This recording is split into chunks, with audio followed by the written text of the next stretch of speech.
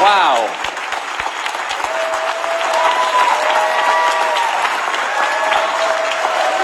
Thank you. Thanks, guys. Wow. I feel like this is the improv. I gotta do stand-up.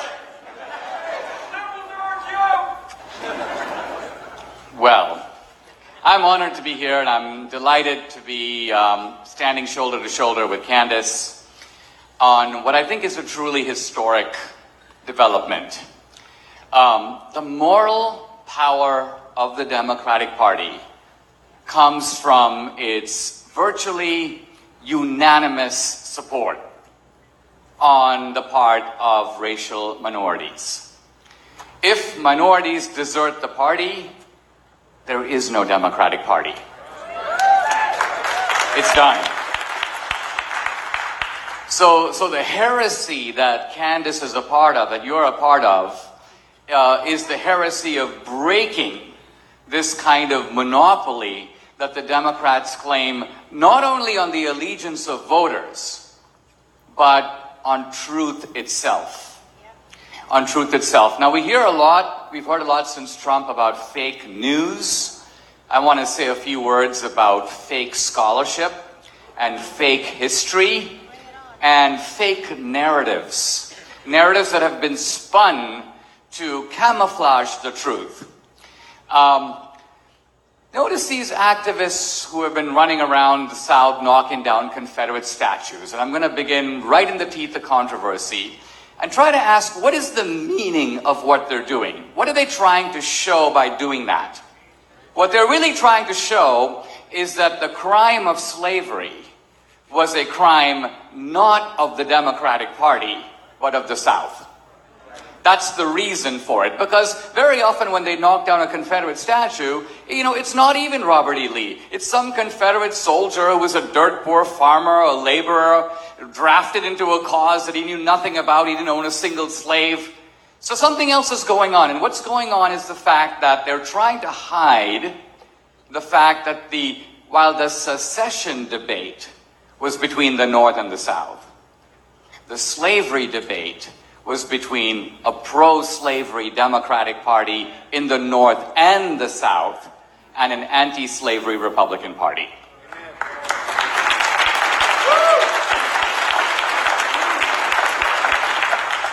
The proof of this comes directly from the mouth of Abraham Lincoln. Because when Lincoln identified what he called the 4 bad guys of slavery, the 4 leading champions of slavery in the country, the 4 horsemen of the apocalypse, he names them. Roger Taney, who wrote the Dred Scott decision. Now, Roger Taney was from Maryland, and yet Lincoln counts him as a Southerner. And then there's Franklin Pierce, the former president, from New Hampshire, Northern Democrat. And James Buchanan, the sitting president, from Pennsylvania, Northern Democrat. And Stephen Douglas, Lincoln's own antagonist, from Illinois, Northern Democrat. So 3 of the 4 that Lincoln thought were the pillars upholding slavery in the United States, Northern Democrats. And yet their statues are untouched. No one pulls those statues down.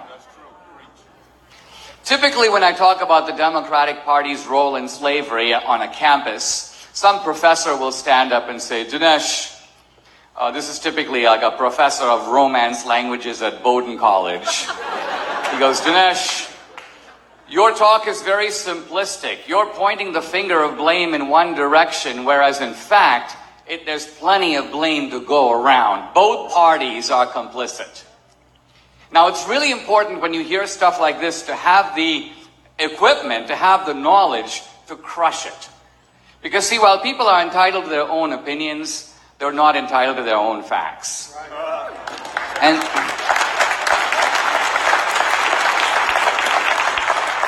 so this is the moment for me to say to the professor, well, in 1860, the year before the Civil War, no Republican owned a slave.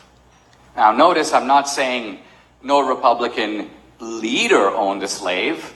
I'm actually saying no Republican in the United States owned a slave. And that means that all the slaves in the whole country, 4 million of them, were owned by Democrats. Now, this is fighting words. I mean, this kind of reminds me of the atheist who read through the Bible from cover to cover and at the end made a single note in the margin, important if true. Important if true. And that applies to my statement. It's important if true. And the beauty of it is it's a scientific statement in that it's totally refutable. All you have to do is give me the name of one Republican who owned a slave and I would have to take it back. I would have to eat my words. But here, as I stand 2 years later since I made this statement, there's not a single valid counterexample that has surfaced. Not one. A few months ago, a guy wrote me from the University of Michigan, a demographer apparently. He goes, Dinesh, I gotcha. Ulysses S. Grant inherited a slave, a solitary slave, mind you, on his wife's side. And I'm like, that was a pretty impressive effort, but I do need to point out that at the time this happened, Ulysses S. Grant was a Democrat. He moved over to the Republican Party later. Now, this is not just about slavery. If you watch my movie Death of a Nation, there is a scene that if you knew nothing about it, you would find really incredible. And that is the senior Nazis from the different departments who are making the Nuremberg laws. These are the laws that make Jews into second-class citizens. The Nazis wanted to do three things. They wanted to outlaw intermarriage between Jews and other Germans. They wanted to segregate Jews into ghettos. And they wanted to confiscate Jewish property through state-sponsored segregation. The Nazis are sitting around the table in the scene from the movie, and they say, we are creating the world's first racist society, and they're very proud of it. And then one of the Nazis kind of raises his hand, and he goes, actually, I studied in the United States. We are not creating the world's first racist society because the Democratic Party in America has already done that. And the Nazis are like, whoa. And the guy goes, you want to outlaw miscegenation? They already do in the Jim Crow South.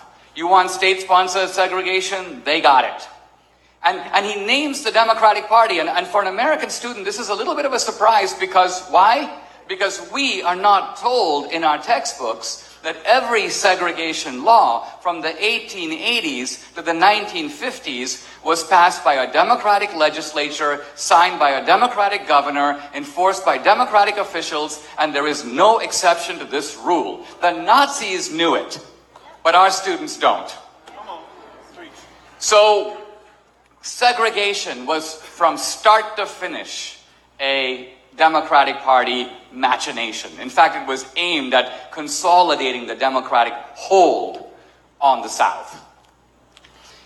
And when you have the Democrat up against the wall and you explain, wow, your party is not only the party of slavery, not only the party of segregation and Jim Crow, it's also the party of lynching, of racial terrorism, of founding, and then again reviving the Ku Klux Klan, of opposition to the Civil Rights Act and the Voting Rights Act. That opposition came mainly from the Democratic Party. And yet, the Democratic Party has never admitted any of this. It's never apologized for it. It's never paid 1 penny in restitution for it. And when you bring all this up, the only comeback to this is, but yes, Dinesh, we all know that the parties switch sides. The big switch. The big switch. The big lie. And the big switch is the linchpin of all this. Why? Because it gives the Democrats a get-out-of-jail-free card. It allows to take all the evil things they did, all the torture, all the murder, and pin it on the very people who are fighting to stop them all the way. So it's a kind of a work of genius if they can pull this off. And in order to pull it off, they have to show one simple thing. And that is that the racist Democrats, the so-called Dixiecrats, became Republicans. Now, I admit, if they could actually show a wave of Dixiecrats moving to the Republican Party, they could then legitimately argue, we might have been the bad guys then, but these are the bad guys now. And the beauty of talking about these kinds of subjects today on the campus is that we're in a position to check.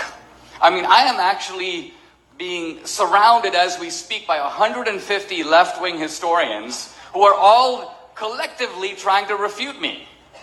And all I have going for my side Well, I think it was Winston Churchill who said something like, truth is a very incontrovertible thing. You can malign it, you can deride it, you can scorn it, you can deny it, but at the end of the day, there it is. There it is. And so,